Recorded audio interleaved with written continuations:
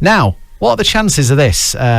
Faith, your surname's Tudor, isn't it? It is. Is that a rare surname or a common one? I mean, I thought it was rare, but I know one or two people with that surname that I'm not related to. Yeah, well, mine's Can, and I've not really met another Can apart from family.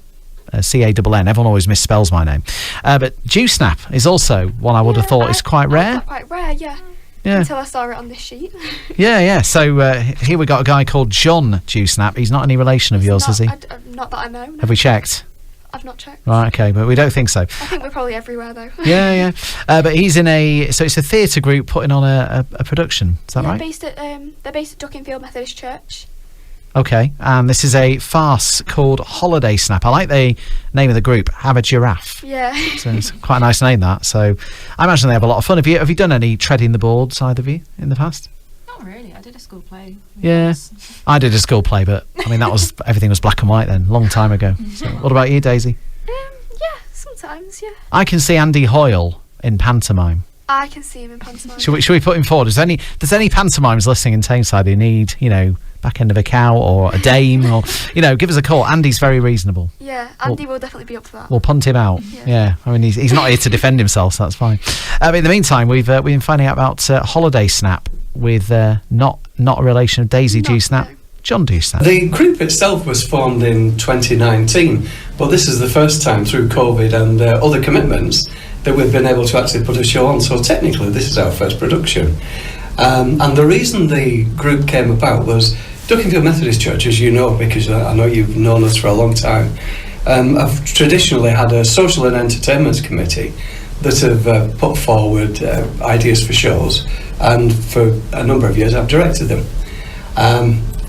But that committee's sort of dissipated now because, as like a lot of churches, the membership has fallen. So unfortunately the committee fell by the wayside. So with that in mind, Phil Steels and I, who does all the technical stuff, and he's built the set with Steve Hartley, who does all the lighting for us, we had a little conversation in his car one evening on the way back, and we just decided, well, we want to keep this going. The church needs money. So we started the theatre group, and when we were thinking of a name, one of the girls always likes to throw in, "You're having a giraffe, ain't you?" Just for a bit of fun. So we picked up on that. So Phil Googled, because I said, let's call it Having a Giraffe. So he Googled it and he said, we can't do that. There's a theatre company in New York called that. So he said, what about Have a Giraffe? But fair enough. So that's how it came about, and here we are. And here you are, having a giraffe. Having a giraffe. It's amazing, isn't it? You Google anything, and other things always exist somewhere else, and you would never imagine it. Unbelievable. For a moment. How difficult is it, though, to get sort of volunteers to help out and let alone actors to take to the stage in Amdram? Yeah, it is terribly difficult, particularly with backstage people. To be honest, I've not been short of people who come forward and say, I'd like to do a part. And in fact, we cast it straight away because we had a read-through and the voices just fell into place. You know how it works. The voices just fell into place, so we just nodded, that was it, you've got the parts. And there we go. But the difficulty, as you probably know, is getting people to do the things behind the scenes. So we've had a lot of DIY with this production, like Phil and Steve, who normally just do the tech and the lighting, which is extremely important in itself, as you know, have got stuck in and built the set. And I'll tell you what, they've done a really, really nice job of it. Yeah. It's a very impressive set. And we've got a lot of new equipment as well, which we've gathered along the way between the last production and this one. So new lighting, new sound, it sounds... So we're up and running. Excellent, because it does rely on everybody getting involved, though, doesn't it? And giving up their time. And people don't necessarily realise you come along for a couple of hours, enjoy a show. There's many months of hard work behind the scenes most of the time, really, rather than everyone just sees the actors on the stage and thinks that's it, but there isn't. It's a lot of hard work that goes on behind. No, that's right. And of course, as you're quite right, and if I may just put a little advert in, if anybody's interested in getting involved out there, please let us know. Yes, absolutely. Well, we'll talk more about that in a moment, of how people can get in touch with you and get tickets for this show. And you're putting on Holiday Snap. Tell us when it's happening. Holiday Snap, yes, it's on the 17th, 18th and 19th of November, so a week tonight is opening night. And as I keep telling the cast, by Sunday it'll all be over. And tell us a little bit about the show and what audiences can come and expect and enjoy. I've got to be honest with you. When I first read the script, and I know you know the script because you've seen it before. I don't know about you, but I saw it as a cross between Faulty Towers and Carry On Abroad. It's a sort of an uproarious comedy of the usual thing that you get in a comedy, like mistaken identity and people taking on different personas to try and fool other people. It's set in Portugal in a holiday villa that a couple have rented for a week of passion, an illicit affair. But still have another couple who are also having an illicit affair.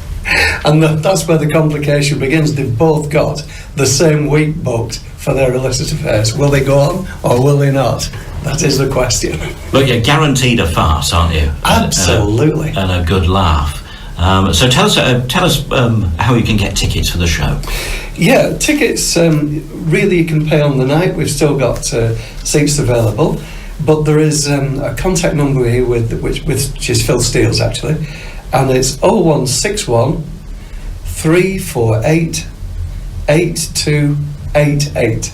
So that's 0161 348 8288. Yeah, and this is on at the Methodist Church. It's on at Methodist Church, Duckingfield, Wellington Parade, where we've done shows for many, many years now. Tell us how long you've been involved in doing that directing shows. In directing shows, for quite a long time, about 43 years. But of course, with Duckingfield Methodist Church, I've been associated with them since the 1950s because I used to do shows there as a child. But you must love it then, if you've been doing it for that long. What's the appeal?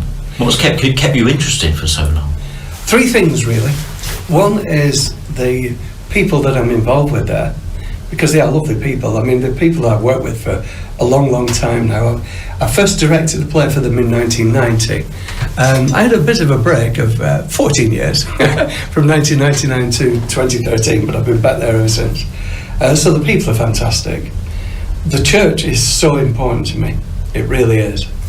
And the third thing is it's sort of my release from my daytime activity as a university lecturer. It's my hobby, really. And all the money that you raise will be going to the church. That's what... Church. Well, this is going to the church, which really, if you think about it, combines with going to the theatre, because the church is the theatre, because I know you've been there, so it's quite a nice stage, as you know. It's got a rake on it, which is unusual for this area, and it's a very pleasant atmosphere. And even theatre critics have said, I always feel like I'm coming home when I come here, which is something that you can't buy. That's got to be created, hasn't it? Yeah. It's got to be earned. If I may, as a personal thing, to thank you for everybody who's been involved with the show, and for Duckingfield Methodist Church for accommodating us again, and all the other groups who are moving out of the way. Well, we put our play on next week, because glad to say, Nigel, that the church is occupied every night of the week, which is good. And when's the work start looking for the next show?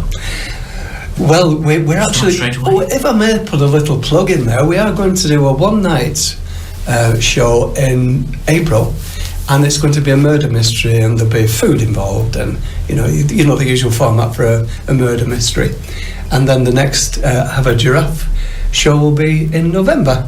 Okay, but you've yet to probably pick a play for that one. We've yet to pick a play. Let's get past this one first. Absolutely. And all the very best of luck. Break a leg.